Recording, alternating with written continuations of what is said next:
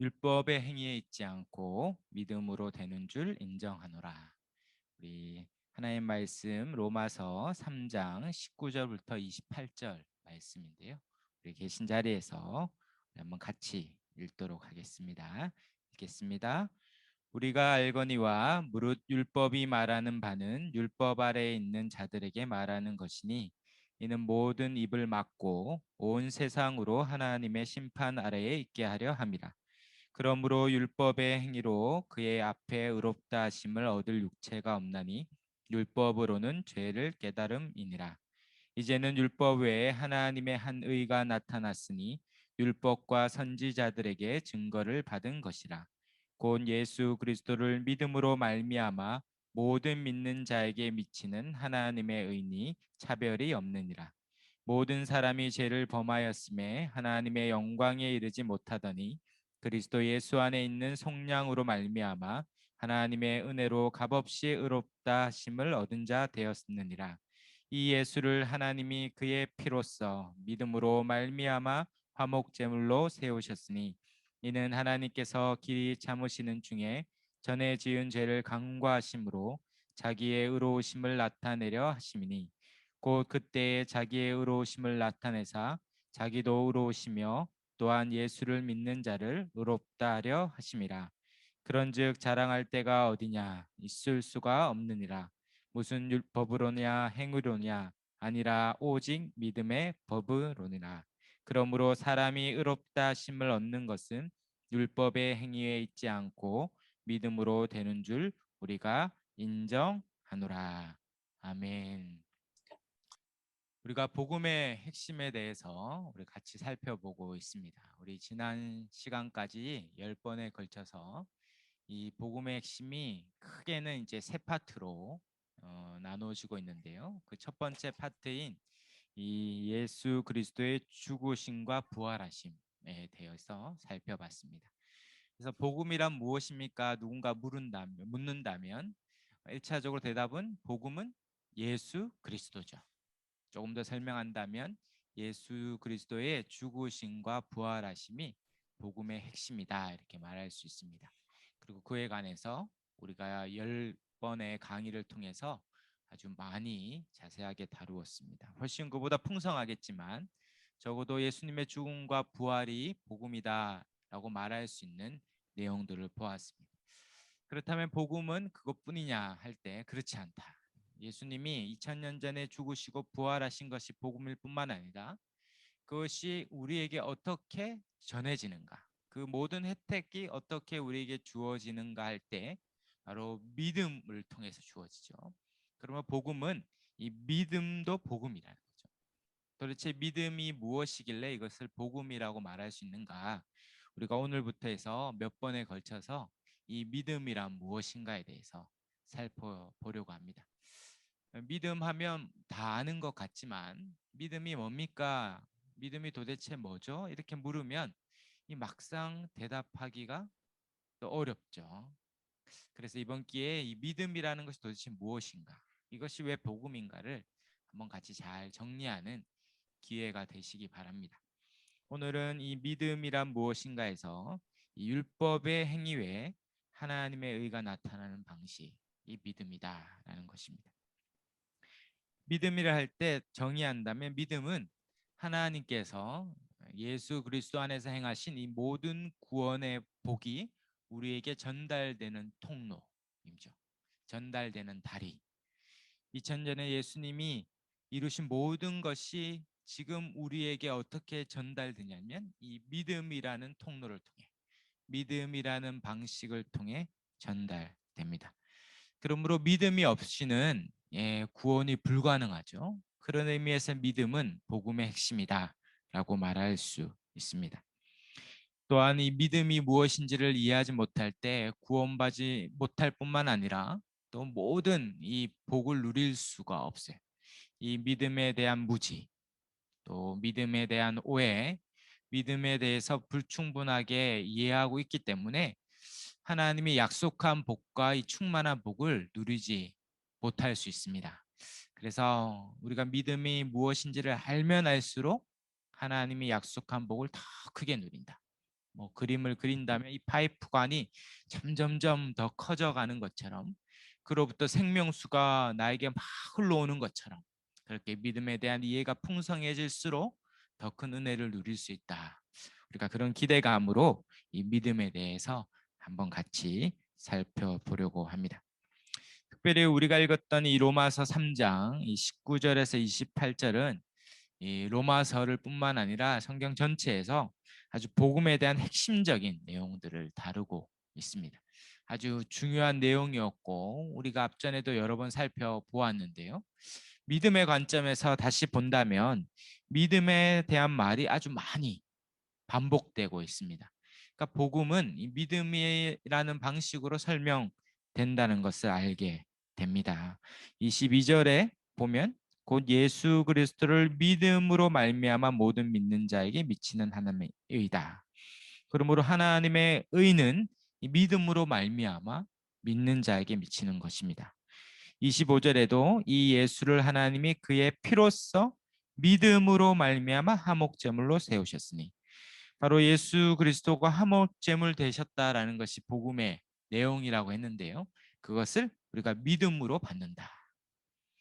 또한 27절에도 무슨 법으로나 행위로냐 아니라 오직 믿음의 법으로니나, 믿음의 법.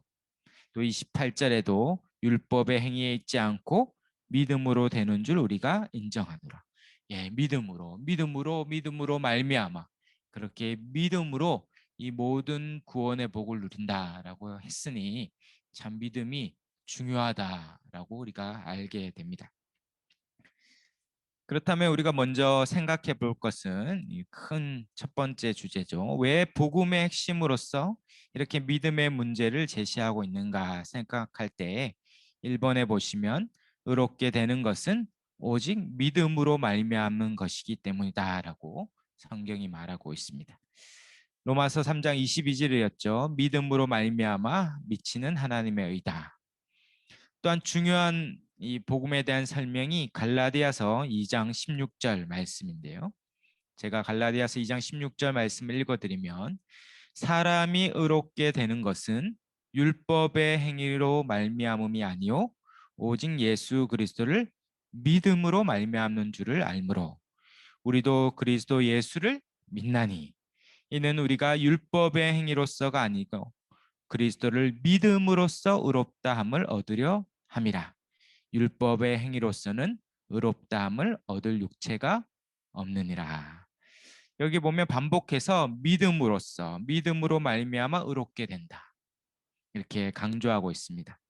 또 로마서 전체의 2절 말씀이죠. 로마서 1장 우리 16절 17절에 보면, 로마서 1장 16절 17절에 내가 복음을 부끄러워하지 아니하노니 이 복음은 모든 믿는 자에게 구원을 주시는 하나님의 능력이 됨이라. 먼저는 유대인에게요 그리고 헬라인에게로다. 복음에는 하나님의 의가 나타나서 믿음으로 믿음에 이르게 하나니, 기록된 바 오직 의는 믿음으로 말미암아 살리라 함과 같으니라. 제가 의도적으로 믿음을 계속 강조하고 있죠. 그래서 복음은 예수님의 십자가의 죽음과 부활로 구원을 얻는다는 것뿐만 아니라 그것을 믿음으로 얻는다.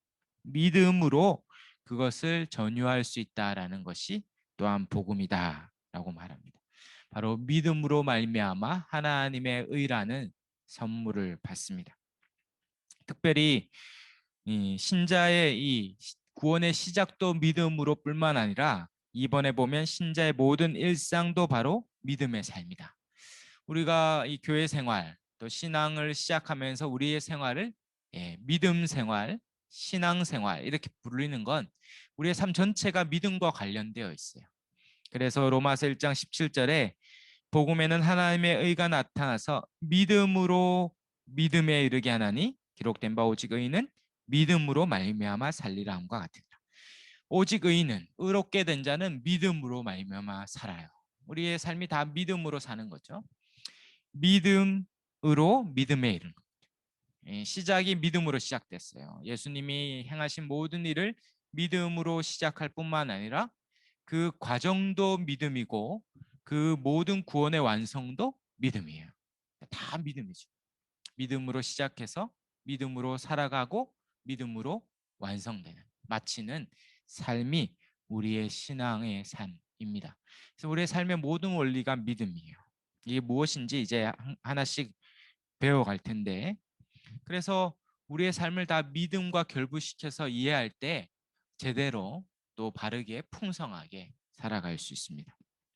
또한 현재 갈로 이번의 믿음의 삶을 우리 어떻게 되는가 볼 때 이 믿음의 시작이 진실함도 이 믿음을 통해서 확인돼요. 이게 참 믿음인가가 다 삶을 통해 드러나요. 몇 가지 구절을 알려드리면 고린도후서 5장 7절에 우리가 믿음으로 행하고 보는 것으로 하지 아니함이로다. 우리가 살아가는 삶이 다 믿음으로 살아간다.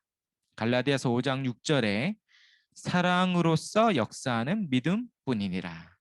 우리의 믿음이 어떻게 드러나냐면 사랑으로서 역사하는 믿음이다. 영어 번역본에 보니까 faith expressing through love.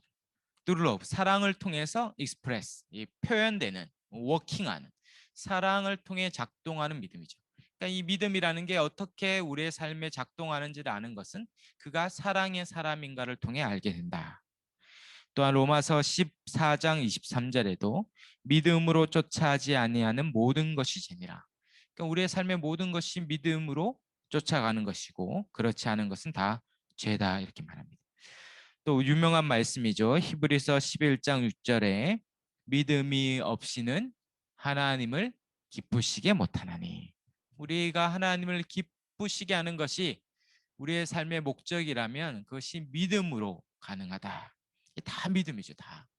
도대체 믿음이 뭐길래 이렇게 성경은 구구절절 믿음으로 시작되고 믿음으로 살아야 되고 믿음으로 사랑이 드러나고 믿음으로 하지 않으면 다 죄고 믿음으로 하나님을 기쁘시게 하는 이게 뭘까? 우리가 한번 같이 정리해 보겠습니다. 그럴 때 우리가 언급한 이런 본문들 로마서나 갈라디아서나 이런 본문을 보면 특이하게도 믿음과 대조되는 표현들이 늘 나왔어요. 율법의 행위가 아니라 믿음이다. 율법의 행위로는 말미암지 않고 믿음에 말미암다. 그래서 이 믿음을 뭐로 이해할 때 가장 잘 이해할 수 있냐면 바로 율법으로 알아야 믿음을 알 수 있어요. 그래서 율법을 통해서 성경은 믿음이 뭔지를 알려주고 있습니다. 그 1번에 보면 율법의 행위로 판단할 때 모든 사람은 죄인으로 드러나요. 1차적으로 율법은 뭐냐면 좋은 거죠. 로마서 7장 12절에 율법은 선하고 거룩하고 우리에게 좋은 거였어요. 율법은 뭡니까? 성경 전체가 율법이고 작게는 모세 5권의 책인 모세오경이 율법이고 가장 작게는 십계명이 율법의 핵심일 텐데 그 모든 율법은 하나님의 뜻이에요. 하나님의 뜻이요, 하나님의 거룩이요, 하나님이 어떤 분이신지를 우리에게 알려주는 거죠. 그래서 율법을 통해서 우리는 하나님이 거룩하시고 완전하시고 그분은 음, 우리가 믿고 의지할 만한 분인가라는 것을 알려주는 것입니다. 그래서 율법은 좋은 거였어요.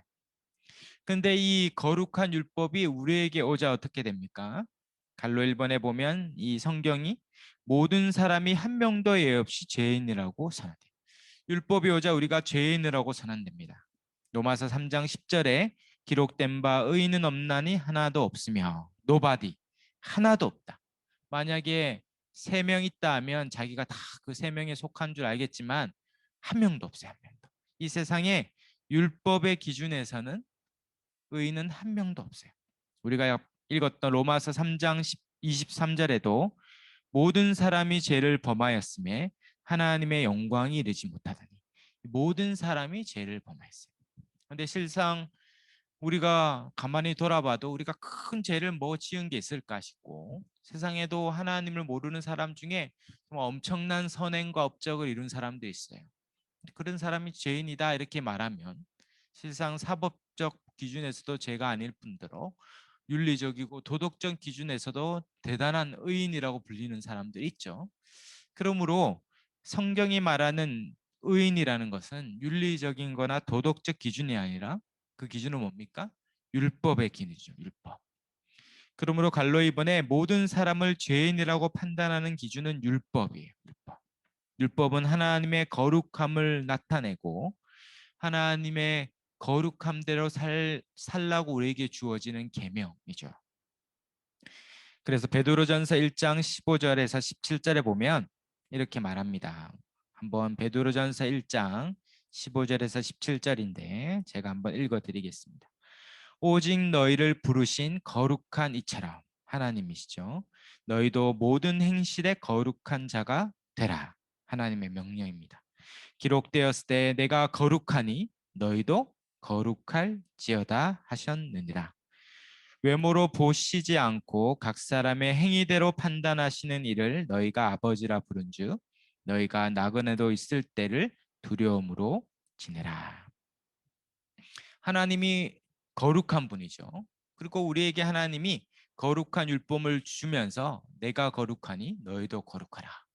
그러므로 그 기준의 강도와 크기는 뭡니까? 하나님의 거룩한 정도로 거룩해야 돼요. 그리고 그렇게 사는 것을 하나님이 그 행위를 판단하시겠다. 그래서 하나님의 거룩한 것처럼 거룩한 자를 소위 의로운 자라고 부르는 거죠. 하나님의 거룩에 도달한 사람은 의로운 자라고 칭하고 그 의인만이 어디에 갑니까? 천국, 하나님 나라 구원을 받습니다. 그러므로 이 거룩은 우리의 생사를 결정하는 문제죠. 그래서 거룩해서 하나님의 거룩을 이루어서 의를 얻는 것은 우리의 영원한 생명에 결정적으로 중요한 거예요. 그렇게 하기 위해서 우리는 하나님의 거룩한 것처럼 거룩하게 행해야 되고 그것을 판단하신 하나님의 판단을 통과해서 의를 획득해서 구원에 이를 수 있습니다. 말만 해도 막 불가능하겠죠.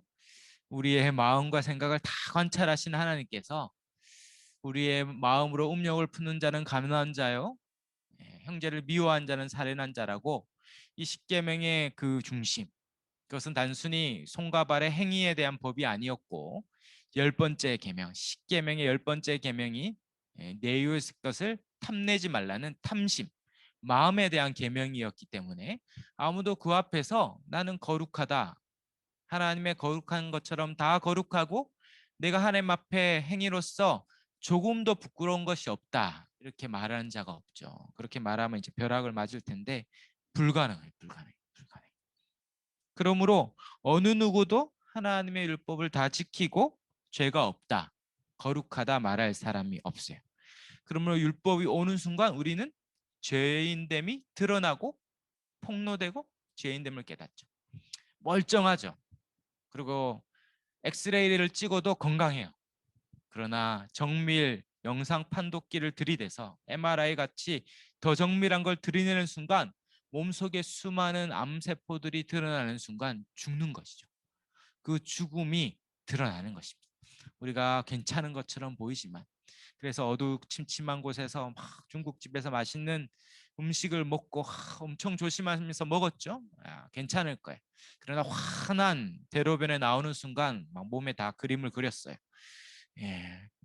빛 대신 주님 앞에 가면 다 타 죽는 것입니다.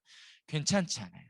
우리가 사람들이 서로 판단하기에 쟤는 내보다 좀 더 거룩하고 좀 더 선하고 대단하고, 그러나 하나님이 공중에서 보면 다 도토리 키재기입니다. 도토리 다 도토리. 도토리개 알밤만하게 커도 그는 도토리에 불과한 것입니다. 그냥 잡아먹히기에 아주 크고 좋은 것에 불과한 것이. 높은 하나님의 기준 앞에 아무도 도달할 수 없는 거죠. 아무도 태평양을 건널 수 없는 것처럼 아무리 수영을 잘한다고 뻐기고 그래서 초보자는 위축되지만 그러나 태평양 앞에서는 다 그냥 죽는 것입니다.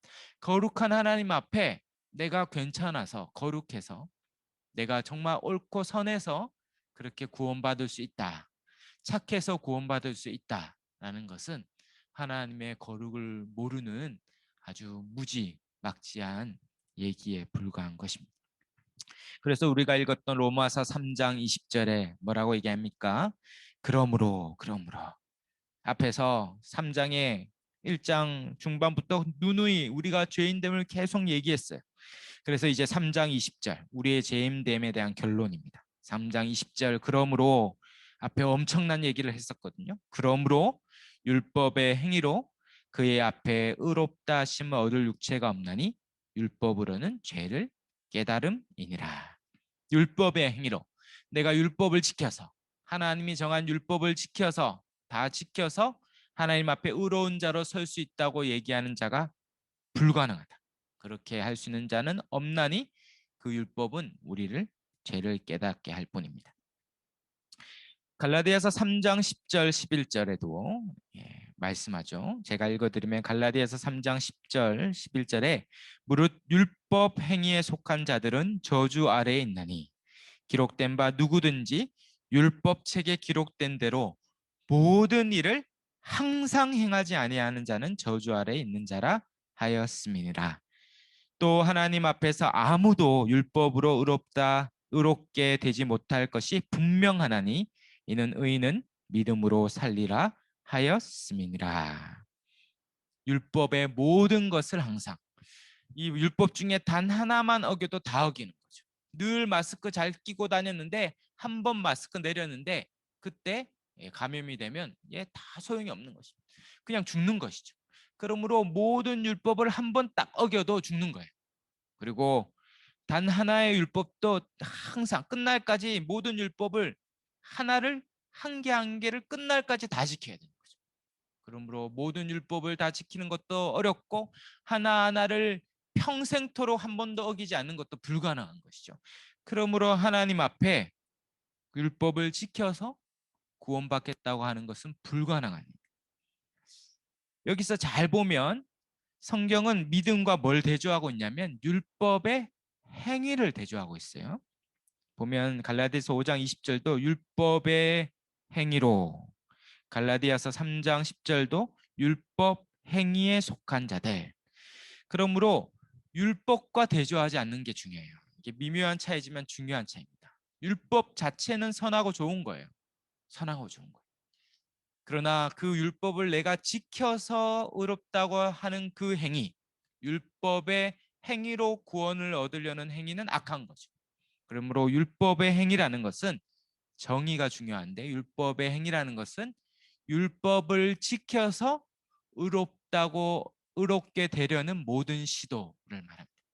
율법의 행위라는 것은 율법을 지켜서 하나님 앞에 의롭게 되려는 모든 행위, 그것은 불가능한 거죠. 그래서 율법의 아래에 있는 자들, 율법의 행위에 속한 자들, 이런 표현들은 다 율법의 행위로서 하나님 앞에 내 삶을 평가해 달라고, 내가 의롭게 살았으니까 평가해 달라고 나가는 모든 행위는 다 정죄를 받는 거죠. 그렇게 율법을 지켜서 의롭게 될 수 없어요. 원래 하나님은 율법을 주실 때 지키라고 주신 게 맞아요.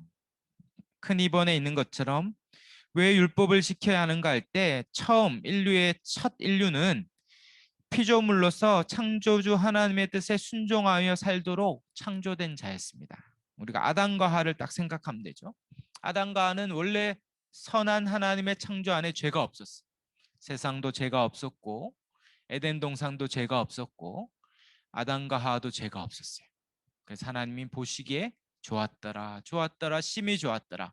하나님 보시기에 완벽한 선한 곳이 에덴 동산이요 아담과 하와였습니다. 그에게 모든 것을 마음껏 먹고 마시며 누리게 했고 하나님에게 단 하나의 율법을 주셨죠. 동산 중앙에 있는 나무에 선악을 알겠는 나무 열매를 먹지 말라는 그 말씀에 순종함으로 이 모든 것을 지천을 다 먹을 수 있습니다. 그는 하나님의 뜻인 율법, 이 단 하나의 계명을 지킴으로 모든 복을 누릴 수 있어요. 죄 없이 창조됐기 때문에 그것을 능히 지킬 수 있습니다. 그래서 하나님이 지킬 수 있는 법을 주셨어요. 그리고 순종함으로 하나님 앞에 복을 누릴 수 있습니다. 그런데 어떻게 된 것입니까? 하나님 안에서 순종함으로 풍성한 모든 복을 누리고 평강 가운데 거할 수 있었고 그는 하나님의 형상대로 갈로 3번에 있는 것처럼 창조되어서 율법을 지킬 수 있는 능력이 있었어요. 이렇게 생각하면 안 됩니다. 야, 맨날 먹고 싶은데 맨날 참고 견뎠다 이렇게 생각하면 안 돼요. 만약에 과일이 많겠죠. 열매가 많은 에덴 동산에 열매가 많고 마음껏 먹으라 했는데 선악을 알게 하는 나무의 열매는 열매가 아니고 뭐 스테이크다. 그러면 먹고 싶겠죠. 먹고 싶겠죠. 뭐 그냥 생각해 보는 거예요. 다 과일인데 스테이크를 먹지 마라. 그러면 힘들었는데 이게 다 과일이에요, 과일. 선악을 알게 하는 나무의 열매 그것도 과일이겠죠. 이 과일이 지천에 있습니다. 그 중에 또 특별히 단 하나의 과일을 먹지 말라는 건 어려운 일이 아니에요. 그리고 그게 중앙에 있는데 중앙을 가는데 그게 먹을 게 없는 게 아니라 지천에 먹을 게 있어요. 그러므로 먹다 보면 그 먹을 생각도 없어요. 다 비슷하게 생긴 과일이고 그러므로 그것은 먹고 싶은 게 아니라 뭡니까? 하나님이 주신 것을 기억하라. 이 모든 좋은 것을 다 하나님이 주셨구나. 이 귀한 걸 다 하나님이 주셨구나. 그것을 보면서 먹고 싶은 생각이 드는 게 아니라 선악을 알게 한 나무는 저 구석에 가시덤불 안에 숨겨놓은 게 아니라 잘 보일 수 있는 동산 중앙에 있다는 것은 늘 보라는 거예요. 그리고 보면서 감사한 거죠. 야, 이걸 주셨구나. 얼마나 감사해. 그러므로 그것은 굉장히 쉬운 것입니다. 굉장히. 그 율법을 지키는 건 너무 쉬운 것이요. 즐거이 순종할 수 있는 것이 어려운 것이 아니에요. 그런데 이 곧 사단이 와서 속이는 거죠. 그의 관점을 속이고 그것이 하나님같이 되어 자기를 유익해 하는 그래서 그 속아 넘어감으로 그것을 먹는 순간 그는 불순종함으로 갈로 4번에 있듯이 범죄함으로 하나님과 교제할 수 없는 존재로 전락하게 되었습니다. 그는 더 이상 율법을 지킬 수 없는 존재. 그래서 죄를 지을 수밖에 없는 존재였어요. 이제는 죄가 없는 존재였죠. 죄라는 게 이 땅에 없었어요. 죄는 밖에서 들어왔습니다. 그리고 그 죄를 짓자 죄가 없던 아담과 하와가 이제는 죄를 지을 수밖에 없는 사단의 말을 듣고 먹는 순간 사단의 그 밑으로 기어 들어가서 사단이 시키는 대로 사망과 저주와 염려와 근심과 결핍과 부족과 공고와 목마름과 허기 이 땅의 아무 것들을 먹어도 이 땅의 모든 것을 소유해도 불행하고 이 땅의 가장 큰 부자도 불행해서 가정을 파괴하고 이 땅의 가장 큰 권력자도 불행해서 스스로 인생을 끝내는 이 세상에 도대체 얼마나 더 소유해야 얼마나 더 많은 것을 이루어야 얼마나 더 많은 것들을 성취해야 인생의 참다운 행복을 얻을까 참다운 안식을 얻을까 예, 이 세상에 없는 것이죠. 사람이 그래서 왜 결핍이 있습니까? 왜 목마름이 있습니까? 예, 그것을 채워줄 자가 있기 때문에 어거스틴은 말합니다. 왜 아기가 우는가? 자기 이 배고픔을 채워줄 엄마의 젖이 있기 때문에 우는 것이죠. 왜 사람은 그렇게 목말라하며 불만족하는가? 자기를 만족할 그분이 계시기 때문에 그렇습니다. 이 땅의 것으로 만족할 수 없다면 이 땅 너머에 계신 그 초월자, 그 하나님으로만 사람이 만족할 수 있다라는 것이죠.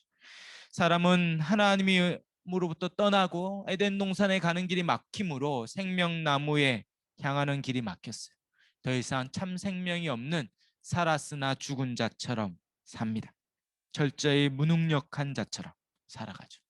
그래서 갈로 5번에 타락한 인간에게 율법을 주심으로 그는 율법을 통해 자기가 하나님 없이는 살 수 없는 죄인 걸 깨닫게 하는 거예요.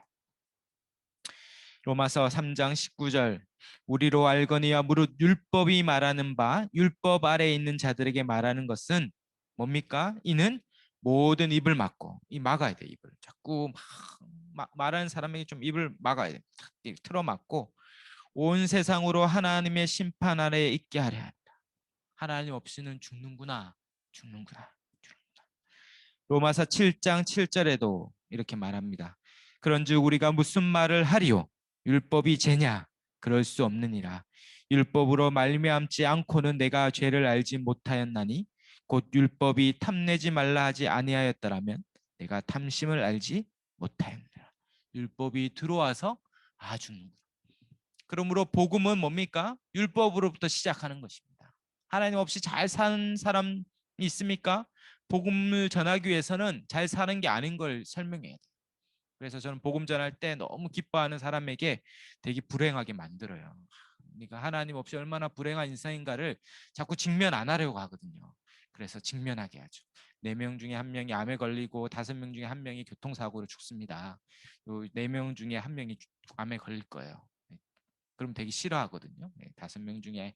그리고 나머지 3명은 이제 뇌졸중과 또 뭐 여러 가지 심장 질환과 있어요. 이 세상에 피할 수 없는 것이 피할 수 없는.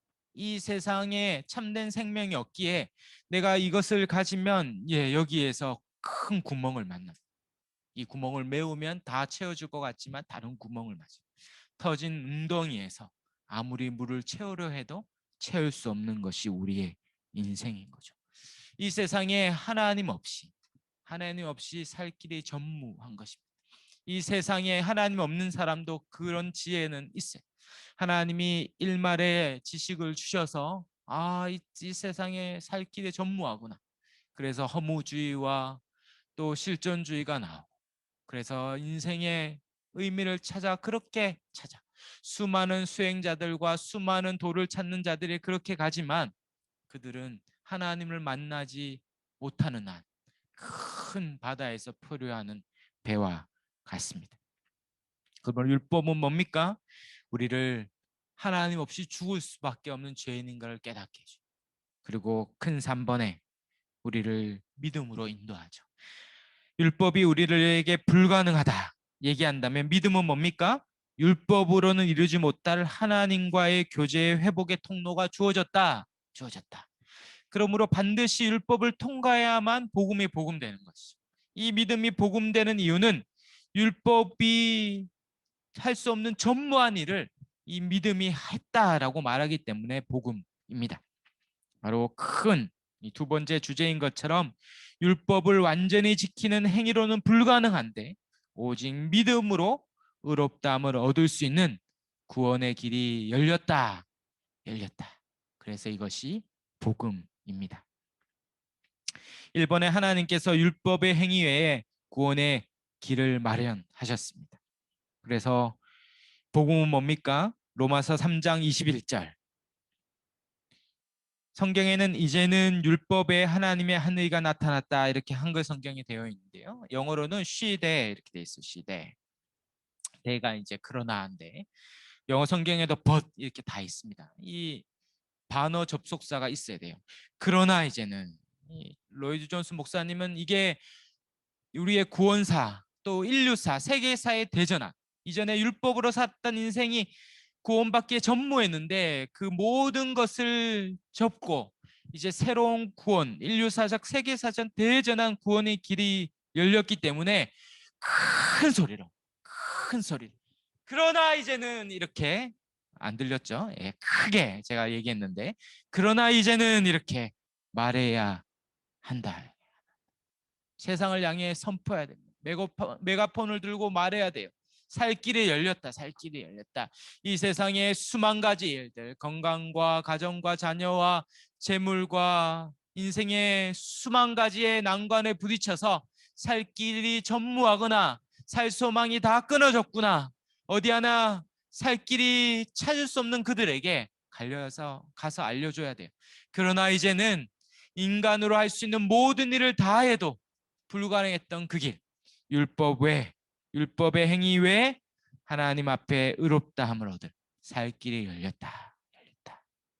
바로 율법을 지켜서 구원받으려는 자신의 노력과 수고로 하려는 이 모든 불가능한 길에 율법이 도무지 도달할 수 없었던 새 길의 상길이 드디어 열린 것이죠.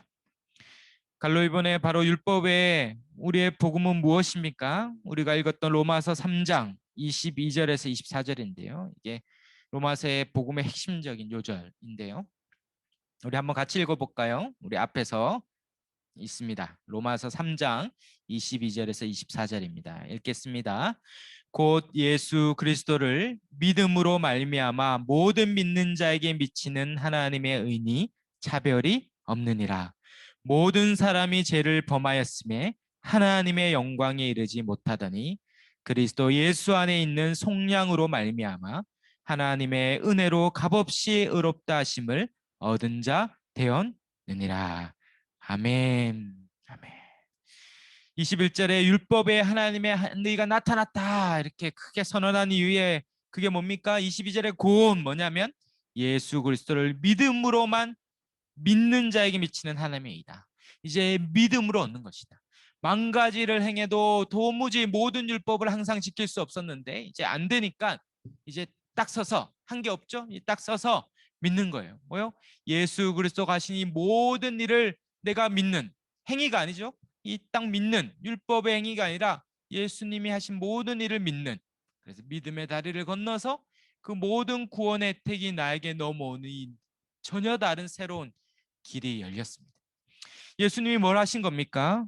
24절에 속량하셨죠. 속량. 그리스도께서 속량하셨어요.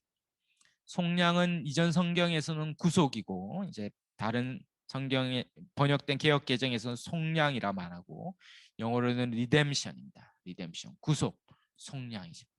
이것은 1세기에 이제 시장 용어인데 많이 들어보셨어요.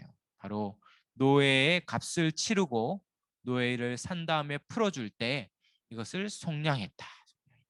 값을 치르고 되사오는 것을 속량이라 합니다.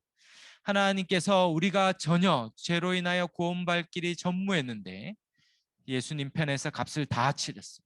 제가 한 게 하나도 없죠. 2000년 전에 십자가에서 예수님이 값을 다 치르고 내가 죽어야 될 이 죄값을 다 그분이 십자가의 죽음으로 다 치르고 그 모든 혜택을 믿음이란 방식으로 나에게 넘어오는 거예요. 그러므로 우리는 구원을 얻습니다. 그때 뭐가 넘어옵니까? 두 가지가 넘어오죠. 죄의 책과 죄의 권세로부터의 자유입니다. 먼저 죄책으로부터 자유예요. 이제 더 이상 내가 지은 죄책, 죄의 책임이 내 것이 아니라 주님이 그걸 다 가져가셨어요. 그래서 더 이상 나는 죄에 대한 책임이 없어요. 그래서 죄가 없는 의인으로 하나님 앞에 서죠. 그리스도 안에서 연합이라는 것으로 설명했습니다. 뿐만 아니라 더 이상 죄의 종로로 타지. 이제는 죄를 지을 수밖에 없는 존재였는데 예수님이 이제 나를 구원하심으로 이제 죄를 이제 지을 수밖에 없는 존재가 아니라 죄를 안 지을 수 있는, 이제 더 이상 죄의 권세에 사로잡힌 자가 아니라 자유한 자. 우리 앞으로 이 내용을 많이 살펴볼 텐데요. 더 이상 죄를 안 지으려면 안 지을 수 있는 죄와 상관없는 자가 되었습니다. 예수님이 그 죄값을 다 감당하신 덕분에 이제 의로운 자가 되어서 의롭게 살 수 있어요. 어떻게 해요? 믿음으로. 믿음으로 시작되고 오늘도 죄를 안 지을 수 있는 이유는 믿기 때문에 오늘도 그 믿는 믿음으로 삽니다. 내일도 믿음으로 살 거예요. 믿음으로 시작된 이 일이 매일같이 이것을 믿고 숙고하고 붙잡을 때에 죄책과 죄의 권세로부터의 자유한 이 의인된 삶을 매일같이 살아가며 복을 누릴 수 있습니다. 바로 이 모든 공로를 어떻게 얻는다고요? 바로 믿음으로요. 믿음으로. 바로 믿음으로 말미암아 미친다. 또 로마서 3장 27절 28절 우리가 읽었죠. 로마서 3장 27절 28절에 그런즉 자랑할 때가 어딨냐? 있을 수 없느니라. 무슨 법으로냐? 행위로다 아니라 오직 믿음의 법으로라. 28절 그러므로 사람이 의롭다 하심을 얻는 것은 율법의 행위에 있지 않고 믿음으로 되는 줄 우리가 인정하노라. 아멘. 믿음으로 됩니다. 믿음으로. 정리한다면 이런 거죠. 우리는 아담 안에서 태어난 순간 아담의 죄 가운데 죄를 지을 수밖에 없는, 우리는 모든 율법을 다 지킬 수 없는 자이고 하나같이 죄 가운데 살아갔던 자죠. 아무도 하나님 앞에 율법을 다 지켜서 하나님 앞에 의로운 자로 설 수 없어요. 율법의 행위로는 구원받을 수 없어요. 그런데 예수님께서 오셔서 우리의 모든 죄를 다 지시고 십자가에 죽으시고 부활하심으로 우리에게 새 생명을 주시죠. 이 사실, 내 죄를 다 가져가셨다는 것을 믿고 예수님이 부활하심으로 생명을 주셨다는 것은 어떻습니까? 지금 한 게 없어요. 행위가 없는 것처럼 이 딱 믿는 거죠. 믿음으로 그것들을 다 받음으로 이제 하나님 앞에 죄 없는 자, 의인이 되었고 그 생명을 가져서 의롭게 살 수 있는 자가 되었습니다. 예수님이 죄 없이 오셔서 죄 없이 살다가 완벽하게 죄 없는 자로서 죽으셔서 그 모든 율법을 다 순종한 의를 나에게 주셨기 때문에 나는 그 의를 의지하여 오늘도 그것을 믿는 자는 그 믿음으로 죄 없이 사는 자가 됩니다. 죄를 한 번도 짓지 않는다 이런 말은 아니죠. 예, 죄가 없으면 거짓말쟁이라 했습니다. 요한일서에. 예, 죄를 지어요. 뭐 보통 1년에 한 번 정도 2년에 한 번 정도 짓는데 예, 죄를 거의 안 짓지만 이 죄를 지을 때가 있죠. 그것은 죄의 권세에 사로잡혀서 짓는 게 아니라 이제 내가 짓는 거죠. 내가. 그것을 잊어버리고 죄를 안 지을 수 있는데 이전의 일락과 죄의 경험과 여전히 오염되어 마음에 숨겨진 죄의 경험들, 감각들, 기억들이 있기 때문에 자꾸 속는 거예요. 속는 거예요. 앞으로 이걸 많이 설명할 텐데 안 지을 수 있으면 안 지을 수 있는 자가 되었다는 걸 잊는 순간 죄에 빠질 수 있습니다. 그러나 안 지을 수 있어요. 그러므로 믿음은 율법의 행위의 반대말이지 이제 다음번에 이어서 설명하겠지만 행위에 받는 말이 아닙니다. 믿음은 순종과 같은 거예요. 예수님이 나를 따르라 할 때 믿음은 뭡니까? 믿었어요. 그리고 가만히 있는 게 아니라 믿는 자는 따르는 것이죠. 믿음으로 그 믿는 바대로 갑니다. 예전에 인디아나 존스에 보면 기억나시나요? 거기에 보면 어떤 몇 편인지 모르겠는데 이 보이지 않는 길이 있어요. 저기와 여기는 낭떠러지고 절벽이고 그 길을 건너야 보물까지 가죠. 성배를 찾으러 가는 거였던 것 같은데. 근데 어떻게 갑니까? 길이 없는데. 근데 이 아무를 해독할 때 모래를 탁 뿌리니까 길이 나타난 거예요. 이 밑에 바닥이 지형지물과 똑같이 그림처럼 그려놔서 길이 있었는데 길이 없는 것처럼 보였던 것이죠. 그 길이 보이면 어떻게 됩니까? 이제 알았죠. 믿음의 눈이 열렸어요. 이전에 가려졌던 눈이 열리고 믿음은 보는 것과 같은 것들 보였어요. 이제 이 길로 가면 생명의 길, 상길이 보였죠. 그럼 믿는 자는 뭡니까? 걷죠. 난 믿어요. 그리고 가만히 있지 않습니다. 믿음은 반드시 그 길을 걷는 거죠. 그가 보았다면 이것이 상길 생명의 길이라면 그 믿음의 길을 걸어가는 거죠. 그러므로 믿음은 믿음으로 사는 거와 다르지 않아요. 그래서 큰 이번에 믿음은 이 하나님의 주권적으로 전하신 구원의 원리요 다른 방도가 아닌 이 믿음으로 의롭게 돼요. 이 구원에 이르는 이 복음을 받고 하나님의 정하신 원리대로 사는 것입니다. 많은 설명을 했지만 왜 이렇게 복잡한 방식으로 설명하는가? 그것은 우리에게 구원이 필요한 우리의 처지와 형편 때문에 그렇습니다. 우리는 믿음이 아닌 율법의 기준으로 하나님의 거룩의 기준으로 하나님의 진노와 심판 가운데 있는 자였습니다. 하나님의 거룩과 같이 거룩한 자가 되지 않은 한 구원받을 수 없어요. 우리는 눈뜨고 태양도 못 보는데 태양같이 빛난 주님을 감히 눈뜨고 볼 수 없는 자죠. 주께 가까이 더 가까이 가면 다 죽는 것입니다. 다 죽는 거예요. 아무도 가까이 갈 수 없는 것이죠. 그러므로 우리가 의의 옷, 생명의 옷을 입지 않는 한 살 길이 전무한 자죠.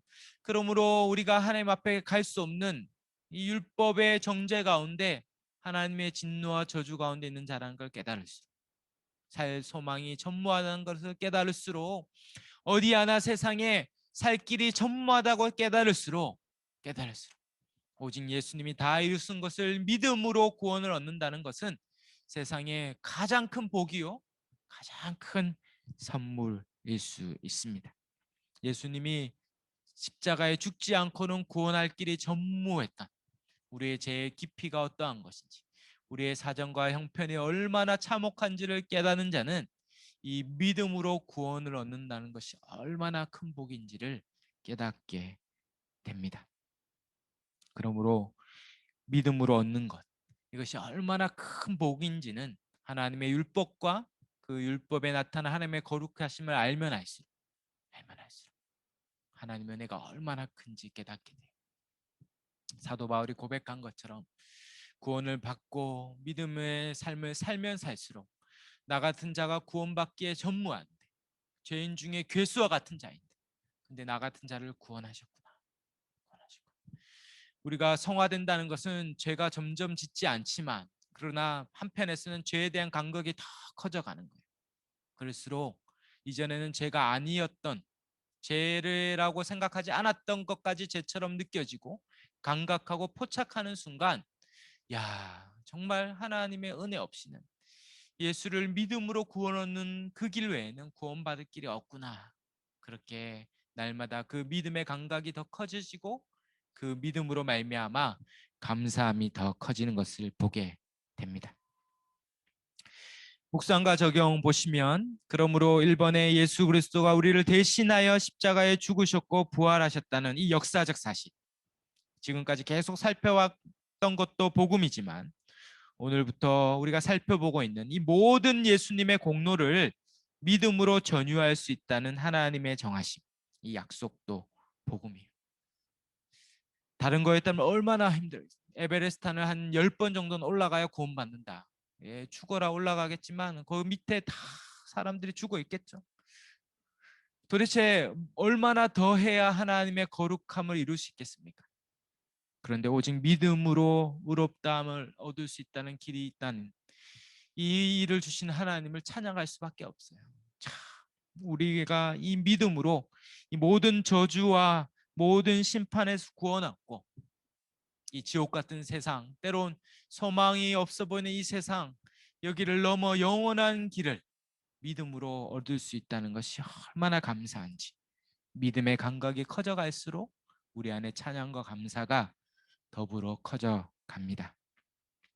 이번에 믿음은 하나님께 인정받을 만한 가치 있는 의로운 행위, 율법의 준수가 아닌 우리는 단 하나도 행할 수 없어요. 그래서 사람들은 믿지 않는 불신이 믿음의 반대다, 신불신이 반대다 생각하지만 아니에요. 믿음의 반대는 뭡니까? 율법의 행위예요. 자, 이제 이걸 배웠어요. 그래서 주변에 안 배운 분들에게 다 믿음의 반대가 뭔지 알아? 믿음의 반대는 불신이지. 복음의 핵심도 모르는거나 그러면서 알려줘야 돼요. 믿음의 반대는 불신이 아니라 뭡니까? 율법의 행위다. 율법의 행위. 자기 스스로 구원을 얻려는 모든 시도, 이 모든 시도, 그것이 하나님 앞에서 아무도 구원받을 수 없는 거죠. 아무도 율법의 행위로 구원받을 수 없는 철저한 죄인인지를 인식할 때 믿음으로만 구원을 얻는 거다. 그래서 믿음 앞에 뭐가 붙습니까? 꼭 오직, 오직. 종교개혁자들이 솔라피데, 오직 믿음, 오직 믿음. 그것은 믿음 외에는 구원받을 길이 전무하다라는 것입니다. 한편에서는 또 믿음을 자기의 공로로 잘못 생각하는 경우가 있습니다. 어떤 분은 내가 믿었기 때문에 구원받았다 이런 표현을 써요. 꼭 그게 어떤 의미인지를 다 알고 쓰진 않을 수 있지만 자칫 오해할 수 있어요. 내가 믿었기 때문에. 내가 그때 언제 예수님 믿으셨어요? 하면 내가 그때 참 어렵고 힘들었는데 내가 다른 길로 다른 거 할 수 있는데 내가 그때 믿어줬지. 내가 그때 믿었기 때문에 이렇게 복을 받았지. 실상 하나님의 은혜가 99.99999%이지만 내 믿음이 0.0001%라도 두면 어떻습니까? 0.0001%라도 그게 없으면 구원받지 못해. 그렇게 잘못 이해할 수 있다는 거죠. 하나님이 구원의 선물을 이렇게 큰 보물 상자를 줬는데 그래도 내가 믿음의 열쇠로 열었기 때문에 구원받았다 이렇게 얘기하면 안 돼요. 믿음도 뭡니까? 선물이에요, 선물. 물에 빠진 사람이 배가 난파되어 물에 빠져 있는데 구명보트가 와서 다 건져줬어요. 그 사람은 살았죠. 다 죽을 수 있었는데 그 빙하의 얼음물에서 살았어. 그때 이제 간증하는 거죠. 내가 그때 그 사람의 팔을 안 잡을 수 있지만 내가 그 사람의 팔을 잡았기 때문에, 내가 구명줄을 잡았기 때문에 구원받았지. 내가 살아났지. 내가 그 얼마나 잡는데 힘들었는지 알아. 그러나 내가 그 놓칠 수 있었지만 정말 잘 잡았어. 온 힘껏. 그런 사람 어떻게 됩니까? 다시 물에 빠뜨려야 되는 거지. 도대체 구원이 어디에서 왔는지 모르는 거예요. 내가 잡았기 때문에, 믿었기 때문에 구원을 얻은 게 아니라 이미 다 준 것입니다. 애들이 막 건강하게 클 때 내가 그때 엄마가 밥을 줬는데 내가 밥 줄 때 내가 안 먹을 수 있었는데 내가 그래도 먹어줘서 이렇게 큰 거야. 그런 사람은, 그런 애는 숟가락으로 많이 맞아야 돼. 비행기를 막 태워줘요. 어린애 먹이려고 비행기 막 태워서 그러면서 딱 먹일 때 그 애가 얼마나 거만하면서 내가 이거 먹어주든지 대단하지. 내가 몇 번 먹어주면 장난감 사줄 거야. 그 밥 숟가락으로 여러 번 맞아야 됩니다. 그거 진짜. 실상 내가 입 벌려서 먹어줬죠. 안 먹으면 그럼 당연히 밥이 안 들어져. 그러면 어떻게 됩니까? 지가 죽는 거예요. 죽는 거예요. 자기가 한 게 하나도 없어요. 밥을 짓는 것도 수고한 것도 쌀도 지가 쌀 키운 것도 아니죠. 쌀알도 그리고 숟가락까지 입 밖에 들어는 모든 수고를 다 하고 고작 입을 벌려줬는데 내가 입을 벌렸기 때문에 내가 그걸 먹어줬기 때문에 구원을 얻었다. 믿었기 때문에 구원을 얻었다 할 때 하나님의 은혜가 어떤 건지를 아직도 모르는 것입니다.